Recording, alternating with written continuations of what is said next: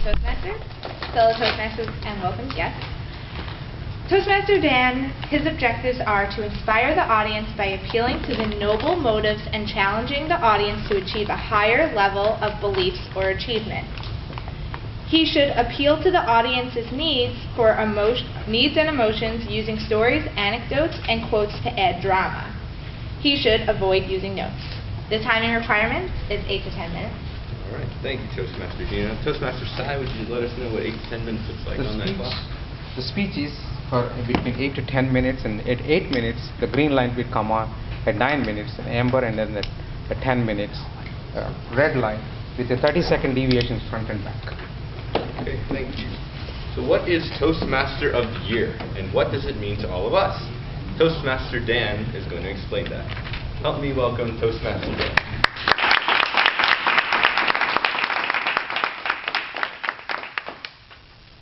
Good afternoon, Toastmasters and guests. Today we're going to talk about the Toastmaster of the Year. What does it mean? What is it? And how do we achieve this goal? How do we get there? So, this is the big picture. So don't look at this. I know it's an eye chart, and you're not going to be able to read it. So I'm going to go through each part individually, and we'll discuss them. So I know it has all these different colors. I'm colorblind, so I can't tell you what they are, but I know there's different colors. I can see that. The first thing is meeting goals and attendance. So Toastmaster of the Year is an award you get at the end of the year. And how do you get it? You get points for doing things. First thing is you attend a meeting. It goes into a spreadsheet somewhere, and boom, you get a point. Then you do some rolls, smaller rolls, timer, odd counter.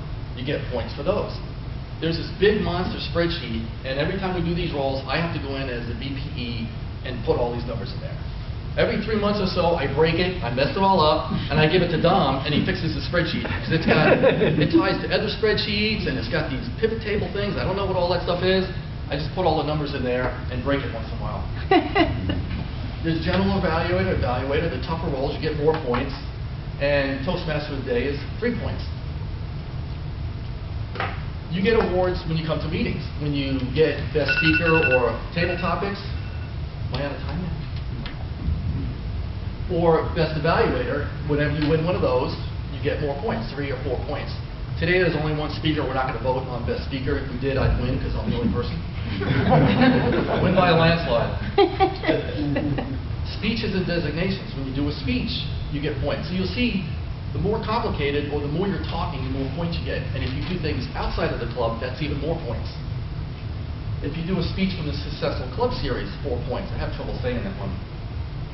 Outside the club or officer training, 5 points. If you get your CC or CL, we got 2 CCs this week, and this one makes my CC, so it'll be another one. Right. So if you get those, it's 5 points. Advanced ones, 6 points. And the DTM, I always think back of Madhu's speech a couple of years ago when he talked about DTM is the holy grail. And he had this big chart of how to get there. You start here, you get all the way across, and that's the holy grail, and I still remember that, and that is my goal, to get there someday. We have club contests twice a year. I chaired the last one in January and organized a speech contest, 3 points. Ballot counters, everybody gets a point when you help.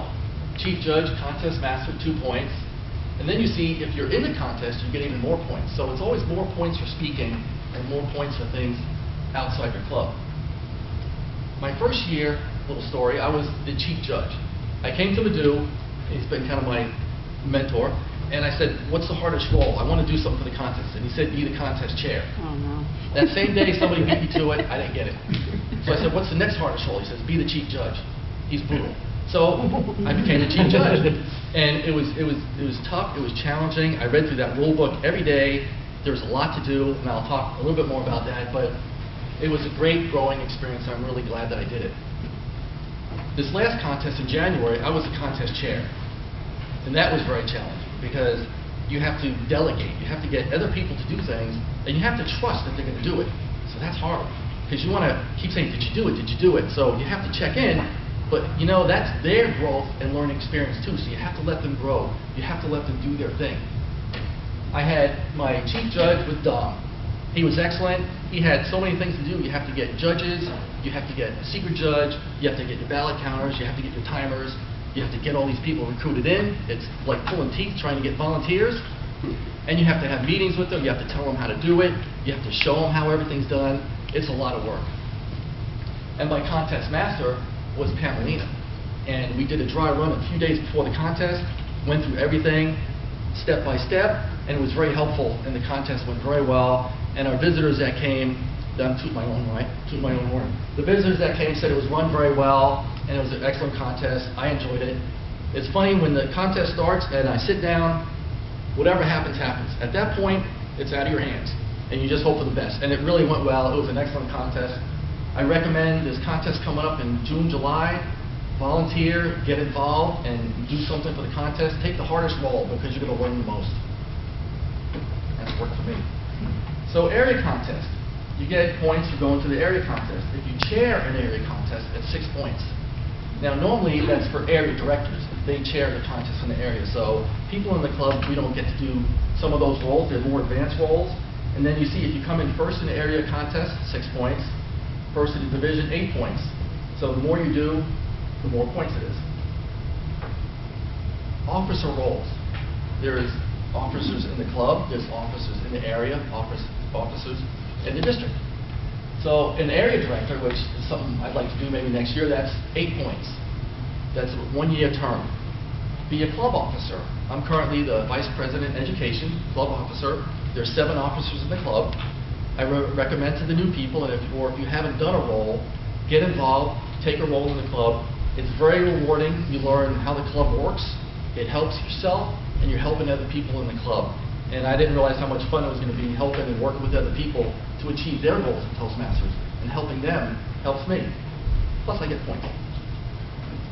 Mentoring is another thing. For your leadership manual, you have to mentor a new member or an existing member. So you mentor them through 3 roles.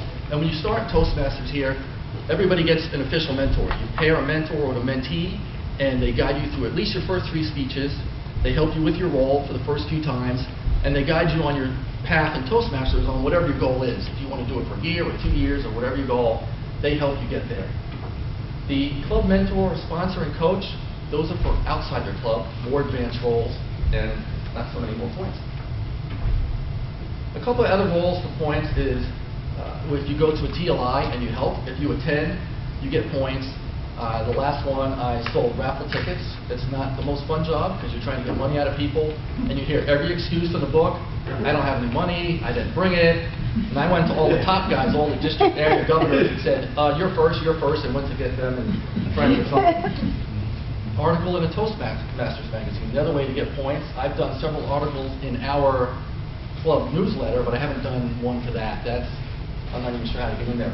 Organize an open house. We just had an open house. Ricardo gets 3 points for that. Again, it's the DPE putting all these points in this monster spreadsheet. The outstanding contribution to a club, I have not seen that awarded. That's something that intrigues me, and I might bring that up with the other officers to see if that's something periodic or something just comes up, you do it. I don't know, but that's 10 to 20 points. I guess you just give them whatever you want. Okay, don't read this. I'm just going to tell you what it is. I know it's too much information, but this is the Toastmasters information. So we have this thing called DCP, Distinguished Club Program.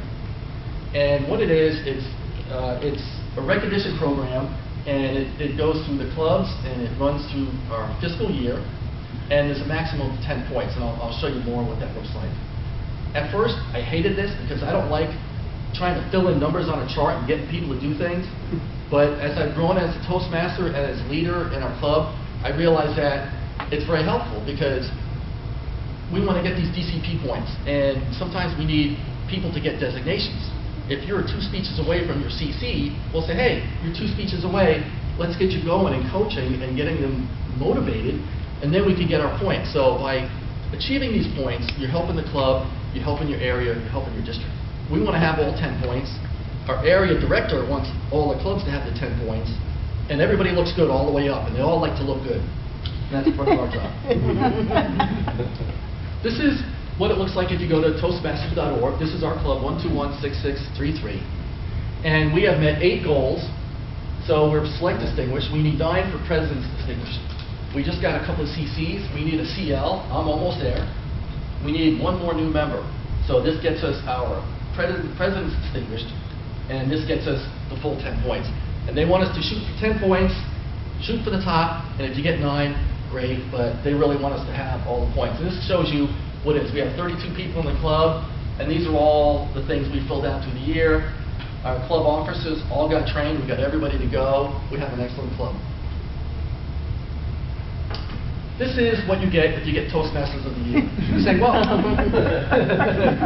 what's the big deal about this? It's just a little certificate, but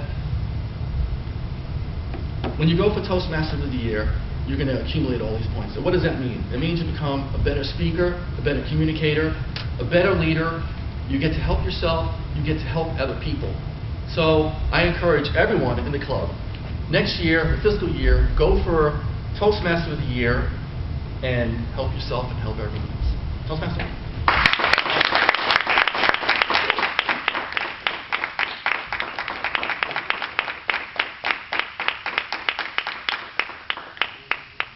Okay, timer, can we have 1 minute for sound evaluations? And the evaluation sheets are on the back of your agendas here.